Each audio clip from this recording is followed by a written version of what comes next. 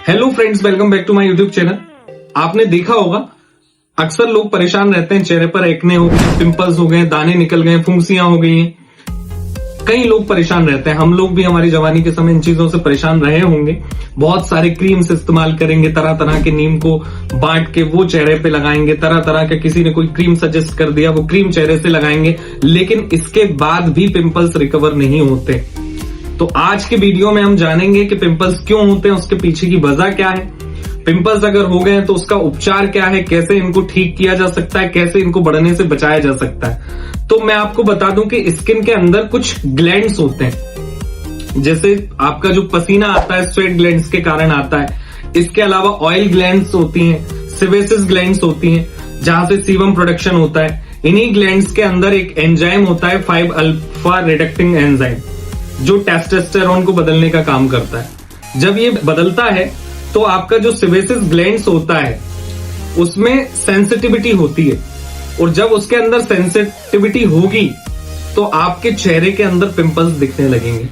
तो ये होते तो बैक्टीरिया की वजह से भी होते हैं, लेकिन ये भी एक प्रोसेस है जिस वजह से पिंपल्स होते हैं। कई बार बैक्टीरियल इन्फेक्शन के कारण भी होते हैं। अब होता क्या है कि 1 या 2 दाने निकलते हैं तो आपको खुजाने में अच्छा लगेगा, ठीक महसूस होगा, तो लोग खुजाने लगते हैं, मीठी मीठी सी खुजाल चलती है। तो क्या होगा कि आपको प्रॉपर हाइजीनिक का ध्यान नहीं रहता है, आपने गंदा कोई हाथ है उठा के स्किन से लगा लिया, उसको खुजा लिया, तो वो बैक्टीरिया और ज्यादा बढ़ने के चांसेस रहते हैं। तो एक जो मेन फैक्टर उसका ये है कि भाई अनहाइजीनिक माने प्रॉपर साफ सफाई का ध्यान नहीं रहा, किसी भी चीज से उसको खुजा लिया।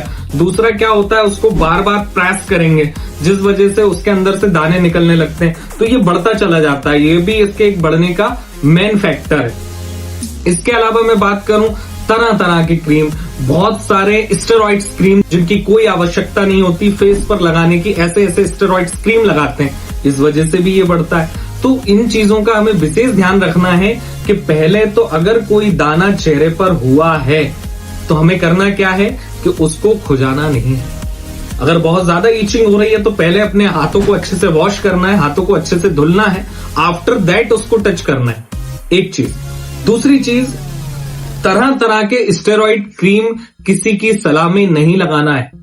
एक कॉमन क्रीम का नाम बता रहा हूं मैं, जो इसके लिए यूज कर सकते हैं, क्योंकि ये हार्मोन डिसबैलेंस्ड के लिए होता है, और ये जो क्रीम है ये हार्मोन को बैलेंस करती है, स्किन को ठीक रखेगी। क्लिंडामाइसिन क्रीम आप चेहरे पर अप्लाई कर सकते हैं, इसका कोई साइड इफेक्ट चेहरे पर देखने को नहीं मिलता है। इसके अलावा आप हर्बल या नीम वाला सोप चेहरे पर लगा सकते हैं। इसके अलावा आपको कोई भी सोप चेहरे पर अप्लाई नहीं करना है अगर इन चीजों से बचना है तो, अदरवाइज ये बहुत ज्यादा फैल जाएगा। इसके कुछ कॉमन ड्रग हैं जो आपके डॉक्टर्स आपको सजेस्ट करते हैं, जैसे लाइक इंटास का एक टैटिवा 20 होता है, उसको भी आप बीडी में शुरू करेंगे आपके डॉक्टर्स, अगर आप आपके डॉक्टर्स को दिखाएंगे। लेकिन सबसे पहले करना क्या है कि अगर आपको ये सिम्टम्स दिखाई दे रहे हैं या स्किन पर ऐसा लग रहा है कि दाने निकल रहे हैं, पिंपल्स निकल रहे हैं, तो आपको आपके डॉक्टर की ओपिनियन जरूर लेना है। इसके बाद आपके डॉक्टर्स आपके लिए आइसोटेटेनन शुरू करेंगे। इसके अलावा क्लिंडामाइसिन क्रीम तो आप नॉर्मली भी लगा सकते हैं, पर क्रीम में केवल आप क्लिंडामाइसिन ही लगाएं तो बेहतर होगा, क्योंकि तरह तरह के जो स्टेरॉइड्स क्रीम मार्केट में आ रहे हैं वो इन्फेक्शन का कारण बन रहे हैं। बहुत सारे स्टेरॉइड क्रीम नहीं लगाना है, अपने मन से कुछ भी नहीं लगाना है, इन बातों का ध्यान रखना है।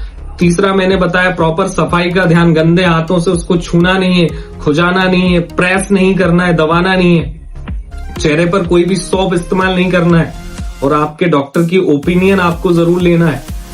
अगर हमारा वीडियो आपको अच्छा लगा हो तो वीडियो को लाइक करें, जानकारी अगर उपयोगी लगी हो तो अपने दोस्तों मित्रों के साथ शेयर करें, और अगर आप चाहते हैं इसी तरह के हेल्थ रिलेटेड वीडियोस देखते रहना जिससे आपका नॉलेज जो है वो गेन हो, तो हमारे चैनल को सब्सक्राइब करना ना भूलें। Thank you so much.